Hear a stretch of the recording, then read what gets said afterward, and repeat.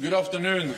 We have just finished an extraordinary summit of NATO leaders to address the biggest threat to our security in a generation, President Putin's war against Ukraine.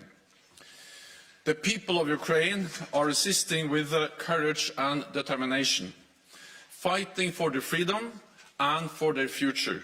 We stand with them. President Zelensky addressed us with an impassioned message, thanking NATO allies for the significant support we are providing and stressing the vital importance of even more military assistance. Today, NATO leaders agreed that we must and will provide further support to Ukraine. We will continue to impose unprecedented costs on Russia, and we will reinforce allied deterrence and defence. Leaders approved our 4 new battle groups in Bulgaria, Hungary, Romania and Slovakia. These are in addition to the 4 already in the Baltic countries and Poland.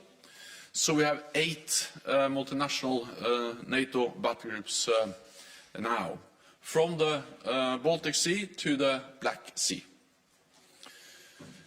Across Europe, there are 100,000 US troops supporting NATO efforts, and European allies and Canada have also stepped up. We have 40,000 forces under direct NATO command, mostly in the eastern part of the alliance, backed by major air and naval power, including an unprecedented 5 carrier strike groups from the high north to the Mediterranean. Today, NATO leaders agreed to reset our deterrence and defence for the longer term, to face a new security reality. On land, we will have substantially more forces in the eastern part of the alliance at higher readiness, with more pre-positioned equipment and supplies. In the air, we will deploy more jets and strengthen our integrated air and missile defence. At sea, we will have carrier strike groups, submarines and significant numbers of combat ships on a persistent basis. We will also strengthen our cyber defences and enhance our exercises, focusing on collective defence and interoperability. I expect we will decide on the details at our next summit in Madrid in June. Today, Allied leaders also agreed to provide further support to Ukraine, helping to uphold their fundamental right to self-defence. Allies are also equipping Ukraine with significant military supplies, including anti-tank and air defence systems and drones, which are proving highly effective, as well as substantial financial and humanitarian aid. Today, we agreed to do more, including cyber security assistance and equipment to help Ukraine protect against biological, chemical, radiological and nuclear threats. This could include detection, protection and medical supplies, as well as training for decontamination and crisis management. We are determined to do all we can to support Ukraine, and I welcome the concrete offers of assistance made by allies today. At the same time, we have a responsibility to ensure the conflict does not escalate further, because this would be even more dangerous and more devastating. Allies agreed that we must also increase our support for other partners at risk from Russia, at risk from Russian threats and interference, including Georgia and Bosnia and Herzegovina. Working together and with the European Union, we must help them uphold their sovereignty and strengthen their resilience. We also addressed Beijing's role in the crisis, Today, Allied leaders called on China to refrain from supporting Russia's war effort. China must not provide economic or military support for the Russian invasion. Instead, Beijing should use its significant influence on Russia and promote an immediate peaceful resolution. Allies also agree that Belarus must stop acting as an accomplice to Putin's invasion. At today's meeting, leaders reaffirmed our strong commitment to NATO's open door policy under Article 10 of the Washington Treaty. NATO enlargement has been an historic success, spreading democracy, freedom and prosperity across Europe. 1 month since the start of Russia's invasion of Ukraine, NATO's security environment has fundamentally changed for the long haul, and we are responding. But security does not come for free, and doing more will cost more. So NATO leaders agreed to redouble efforts to meet the defence investment pledge we made in 2014. Allies will submit additional plans on how to meet the pledge in time for the Madrid summit in June. And I welcome that a number of allies today announced plans for significant increases in defence spending. At this dangerous time, transatlantic unity and solidarity are vital. Europe and North America are standing and will continue to stand strong together in NATO. And with that, I'm ready to take your questions. Okay, CNN. Hi, Mr. Secretary-General. Thank you. President Zelensky, in his address to NATO, accused Russia of deploying phosphorus munitions. I'm wondering whether NATO has seen evidence of that and what your response is or would be. And then I'm wondering, did you discuss during this meeting a permanent basing of forces in any of these countries, such as the Baltics, and abandoning the NATO-Russia Founding Act? So we are resetting NATO's deterrence and defence for the long term, with more troops, with more air assets and more maritime capabilities. We have already increased our presence in the East, and today we decided on 4 new battle groups, and the leaders agreed to task our military commanders to provide options for a long-term reset of our presence, our military posture in the eastern part of the alliance and across the whole alliance. Details will be then decided at our summit in June, but that comes on top of what we have already done. So this is long-term. We are prepared for long haul because we can already today say that the Russian invasion, President Putin's invasion of Ukraine, has changed our security environment for the long term. It's a new reality. It's a new normal, and NATO is responding for the long term. We have seen very credible reports about the use of military force against civilians, and of course this is of great concern for all NATO allies. NBC. Secretary-General, thank you for taking my question.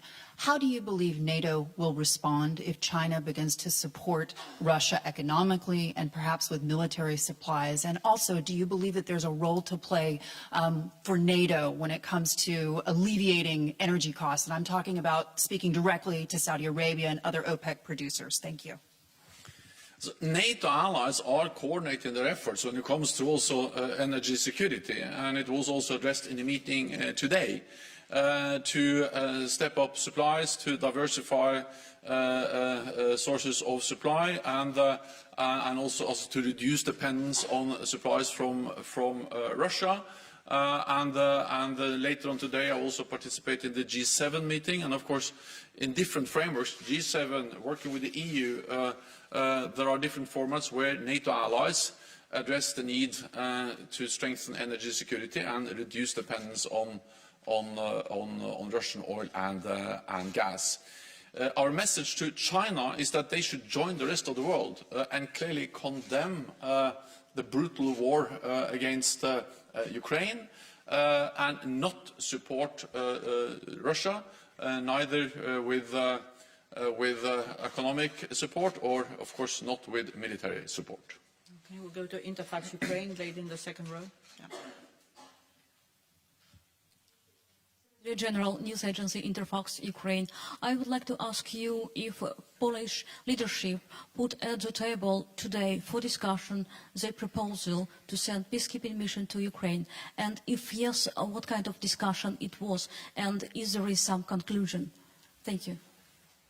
As we discussed a wide range of issues, and the message is that we have to stand united, and also that we need to provide support to Ukraine, but at the same time we have a responsibility to ensure that this conflict do not become a full-fledged war between NATO and Russia. And that's also the reason why allies have made it clear that we will not deploy troops on the ground in Ukraine, because the only way to do that is to be prepared to engage in full conflict with Russian troops. Okay, Financial Times. Thank you very much, Secretary General. Congratulations on your annual extension. You said in the statement that allies agreed to enhance preparedness and readiness for chemical, biological, radiological and nuclear threats. Is that based on credible intelligence that those threats could be imminent? And how does the alliance strengthen its protection against those threats? Thank you. So we are concerned, partly because we see the rhetoric and we see that Russia is trying to create some kind of pretext accusing Ukraine, United States, NATO allies for preparing to use chemical and biological weapons. And we have seen before that this way of accusing others is actually a way to create a pretext for do the same themselves. And of course, the accusations against Ukraine and NATO allies are absolutely false. Any use of chemical weapons will totally change the nature of the conflict. It will be a blatant violation of international law, and it will have widespread consequences and, of course, be extremely dangerous. It will affect the people in Ukraine, but there's also a risk that will have a direct effect on people living in NATO countries, because we can see contamination, we can see the spread of chemical agents or biological weapons into our countries. We also know that Russia has used chemical agents against its own opposition, and they have used it on NATO territory in Salisbury before. And we also know that Russia has facilitated, supported the Assad regime in Syria when they used chemical weapons against their own population. So this just highlights the importance of ending this war immediately, because this is a dangerous situation. And therefore we impose the sanctions, therefore we support Ukraine. Allies agreed to supply equipment to help Ukraine protect against chemical, biological, radiological and nuclear threats. This could include detection equipment, protection and medical support, as well as training for decontamination and crisis management. We are also enhancing allies' preparedness and readiness for chemical and biological and nuclear threats. Our top military commander, General Walters, has activated NATO's chemical, biological, radiological and nuclear defence elements, and allies are deploying additional chemical and biological and nuclear defences to reinforce our existing and new battle groups. So we are taking measures both to support Ukraine and also to defend ourselves. Okay, we'll go to Al Jazeera. Secretary-General James Bays from Al Jazeera. President Zelensky, when he addressed you, recalled the fact he first spoke to you a month ago, and he says he didn't get clear answers. So this time he asked you specifically for 1% of all your tanks, for 1% of all your aircraft, for multi-launch rocket systems, anti-ship weapons and means of air defence. A very specific list. What is your clear answer? We all listened very carefully to President Zelensky, and many of the leaders in the room have had contacts with him over these weeks. I also spoke with him, and the Ukrainian defense minister participated in our defense ministerial meeting last week. We listened carefully, and of course we took note of his very compassionate message to all NATO allies. NATO allies provide significant support to Ukraine.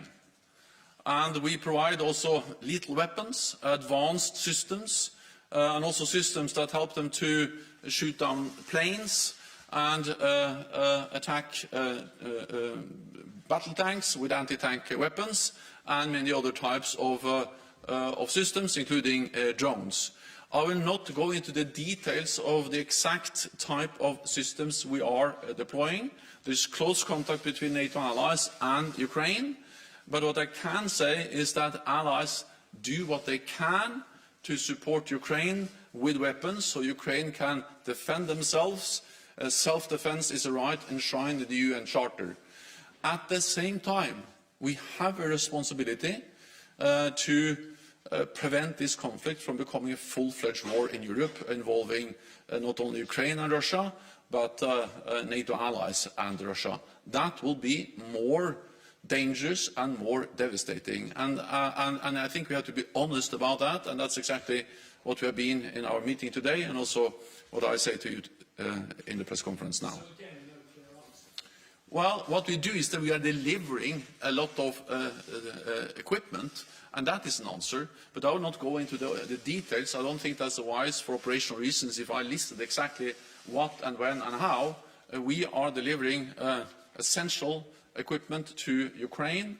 The NATO allies have stepped up, and it's essential for the progress they have been able to make in the fight against the invading Russian forces. Thank you very much, colleagues. I know there are many questions. I'm afraid the Secretary-General needs to go to the G7 meeting, but there will be other briefings throughout the day. Thank you so much. Thank you.